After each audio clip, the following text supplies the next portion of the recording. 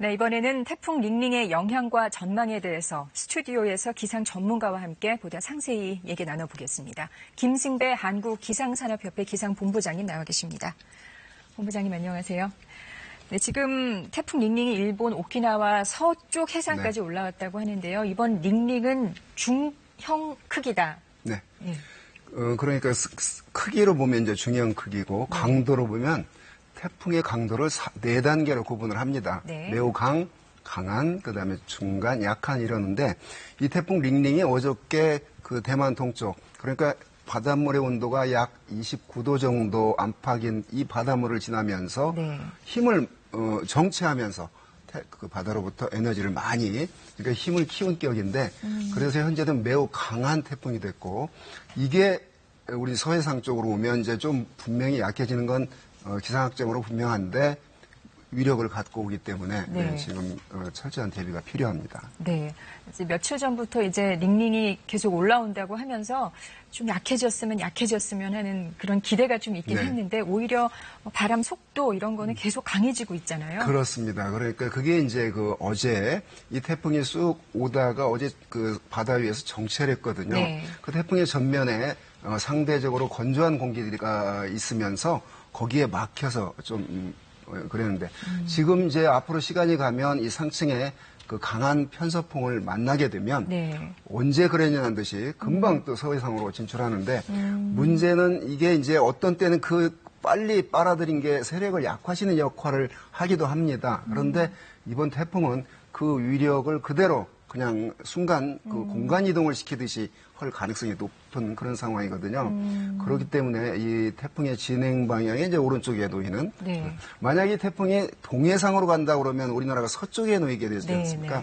그런 때는 이제 백두대간이 놓여있기 때문에 산악 효과가 더해져서 많은 비가 내리거든요. 근데 서해 쪽으로 가면 뭐 한라산 또는 지리산 같은 그런 산악을 제외하고는 그렇게 산악 효과 기형적인 효과가 나타나지 않기 때문에 이번 태풍 링링으로 강풍 피해가 우려가 됩니다. 네, 그러니까 이제 서해 쪽으로 올라오게 되면 위험 반원에 들게 된다.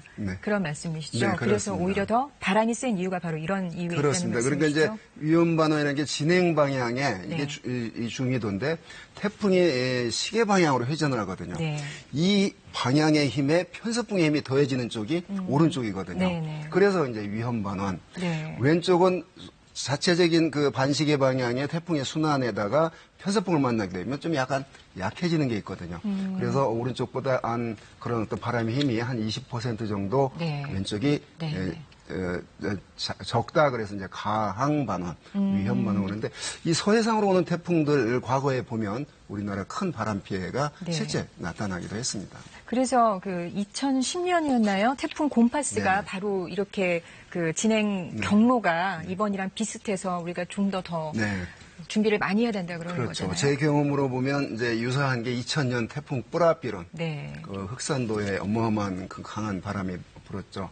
2000년도에 곰파스, 2012년도에 볼라벤 등이 뭐 시작 단계는 똑같지는 않지만 제주도 서쪽으로 왔다는 점, 또 그대로 남해안으로 상륙하지 않고 상당 기간을 서해상 쪽으로 올라온다는 거. 이번 링링이 지금 그럴 것으로 보이거든요.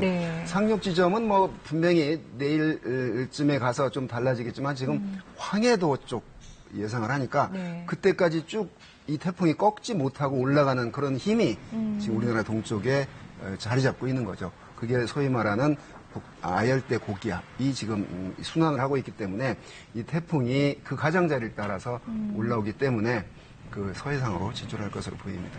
그럼 이런 경로라면 사실 한반도 전역이 완전히 영향권에 드는 거잖아요. 그렇습니다. 태풍의 크기가 중형인데 한 반경이 한 350km죠. 다만 태풍의 중심에서 가까운 지역일수록 그게 어디냐면 서해상 쪽이죠. 그러다 이제 동해안 쪽은 이 중심보다 멀죠. 태풍의 강풍력에 그 영역에 다 들긴 하지만 특히 바람이 강하게 부는 곳이 중심에 가까운 서쪽이다 이렇게 보는 거죠.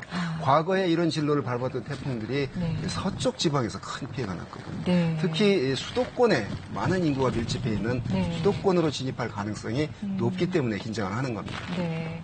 바람 강도가 점점 지금 상향 조정되고 있어요. 그래서 역대급으로 뭐 한 5위까지 바람 강도가 있을 거다 그렇게 예상을 하고 있잖아요. 그 2003년도 태풍 매미 때 이때도 추석 기간에 온 태풍 매미인데 순간 최대 바람은 이제 10분간 평균적으로 바람이 10분 동안 계속 지속해서 불기가 힘들거든요.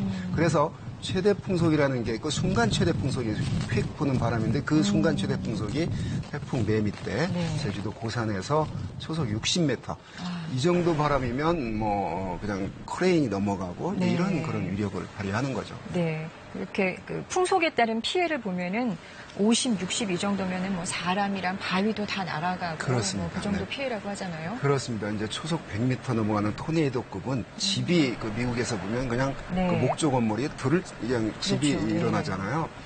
그런데 이제 우리나라에서 가장 많이 기록된 게 이제 초속 60m니까 이 링링이 어찌됐건 한 초속 50m 안팎이 될 텐데 뭐 거기서 몇 메타 더 세냐 안 약하냐 의미가 없고 강한 그런 어떤 위력을 가지고 뭐 바닷가 또 지금이 시기적으로 곡식이 익어가는 계절이거든요. 그러게요. 그게 그러니까 더 걱정이 되는 거죠. 그렇죠. 네. 이렇게 가을 태풍이 더 위험하다. 네, 더 피해가 크다. 많다. 이제 이렇게 보는 거죠. 네. 그래서 과거에 1959년도 9월 16일 날 그 우리나라 남해 상륙에서 한 800여 명의 사망자를 냈던 그때는 물론 60년 전에 우리 한국 모습이거든요. 그런데 그게 추석 전날 왔었거든요. 2003년도 태풍 매미가 9월 16일 추석 3일 연휴 중에 마지막이에요.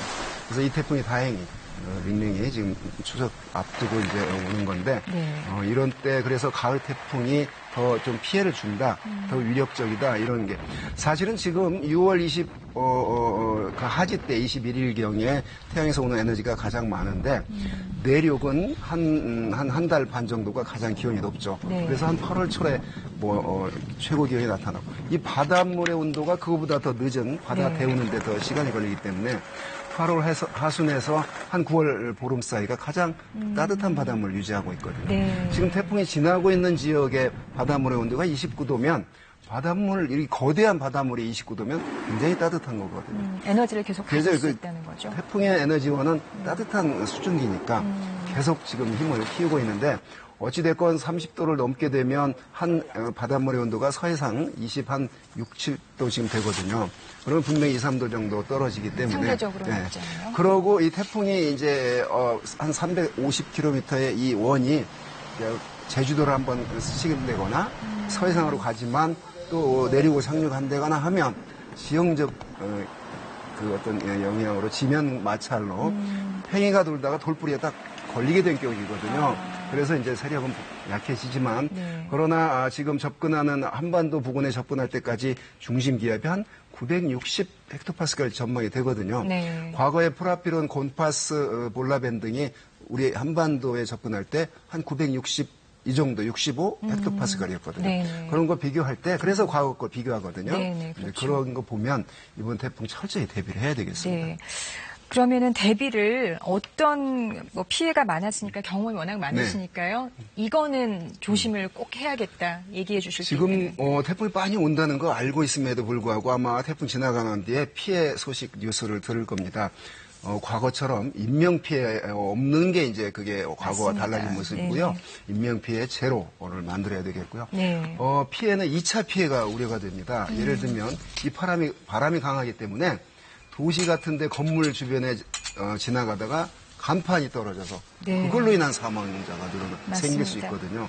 그러면 이제 굉장히 좀 안 좋은 그런 거기 때문에 태풍 온다는 거 알고 있기 때문에 내일 같은 경우는 불필요한 외출을 가급적 삼가는 게 그게 가장 좋은 것 어디 같습니다. 건물 주변에 지금 이때 바닷가 간 사람들 아마 없을 겁니다. 하천이나 바다나. 이때 또 고기가 잘 잡힌다고 바다 낚시 가시는 분들이 있어요. 과거에 보면 뒤집히니까 절대 그러면 안 돼요. 지금은 이제 우리 국민들의 그 어떤 안전에 대한 의식 수준이 상당히 높아졌기 때문에 과거에는 태풍 한 번 오면 100명, 150명 사망자가 생겼는데 지금은 이제 0, 일본 비슷하게 0 이렇게 해서 그런 면에서 이런 어떤 그 방송에서 충분히 그 태풍에 대한 그 경고를 해주기 때문에 나타나는 현상인데 재산 피해는 불가항력적인 게 있습니다. 바닷가에 배를 지금 정박해놨는데 강한 바람으로 배들이 다 부서지거든요. 그 어떻게 할 수가 없는 그런 문제들인데 인명피해 없도록 철저히 대비해야 되고 2차 바람 피해 없도록 불필요한 외출 삼가면서 건물 그다음에 신호등 감전사고 뭐 이런 것들 창문 문제 아파트 창문 문제 바람 구멍이 없도록 그 테이프나 신문지로 막아줘야지 그 유리창에 X자로 해봤자 소용이 없다고 그래요. 그래서 그런 것들 지금 철저히 대비하는 게 좋겠습니다. 알겠습니다. 네. 어쨌든 무조건 외출을 삼가고 주변 시설물들을 철저히 점검해서 인명피해 줄이는 거 최선 다라는 그런 말씀이셨습니다. 네, 여기까지 듣겠습니다. 네. 고맙습니다.